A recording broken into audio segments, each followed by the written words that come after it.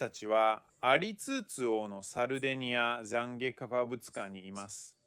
李氏のアスキ教会の展示会をご紹介します。ここには幼陶器時代末期から鉄器時代初期、ヌラギ文化期の瀬戸内の道具や品理が展示されています。鬼のパネルにはいわゆるファレトリネが描らんでいます。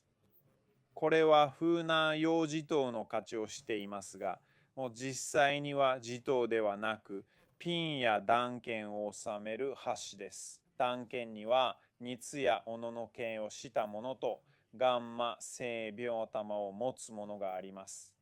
後者は手を守る特徴的な悪があることからそう呼ばれています。では次に剣をご紹介します。この剣はアンテナシコと呼ばれるもので、風ヨーロッパで古代に製造され、私たちの教会の工房で復元されたものです。このようなアンテナシの剣には様々なサイズのものがあります。中には人を固定する部分が装飾的なだけで、実際には機能しないものや、アンテナ部分がなく剣が世から下り落ちないよう、単純な病棟だけが丸いているものもあります。より天性的なヌラゲ文明のキャノリからとしては、いわゆる風な用の剣があります。これらの剣は長さ1メートル40センチにも及び、考古学的によく知られ、よく記録されています。おそらくヌラゲ文化の人形上手層に見られる武器で、日立町で持ち具手で挨拶する子、あるいは私たちが推測し、2016年の書籍で発表したように、同じ共同校が母手で持つ類に突き刺されている姿で表されています。言うまでもなく、これらの武器は人がついていません。手に持つと簡単に切っちゅってしまうからです。これらは純粋に風な用の品であり、だからこそ風な剣と呼ばれ、傷つけず危険でないように作られています。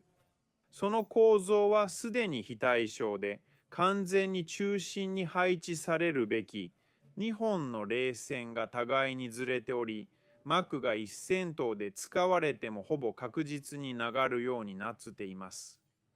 口語や金額の分析によると、これらは昔の含有量が非常に少ない武器で、そのため破損しやすく折れやすいんです。だから意図的に目をられたり、誰の神殿に大量に封なされたりしていました。これは分析記録に基づいて、所土品に見られる成分比率を正確に再現したレプリカです。実際、布板共通というより銅に近い色合いをしていますね。ほぼ金以降の共通とは違います。ヌラギ文化の原にはいわゆる証券もあります。例えば、食通グループ、つまり複数の公平のみんな中に見られるものです。センオルビ村近くの目など、いくつかの発見に基づいて推定されています。そこでは、ヌラゲの系統号も見つかりました。かなり初高で、だいたい60から80センチほど。ペシナカから抜くのにちょうどいいサイズとして、このノンポが繰り返し使われています。当然ながら、フーナー剣のようなこのサイズの長い剣は前と中に置くとほぼ抜くことが不可能です。他のヌラギック芸のリカラとして、ほぼ血の価値をした根があり、ヌオロ考古学博物館に展示されている標本で知られています。より人気があることから、いわゆる階層表現と呼ばれ、おそらくリベットを差し込むために使われていました。このタイプの剣は、例えば一部のヌラギック共同機やサシベシの剣と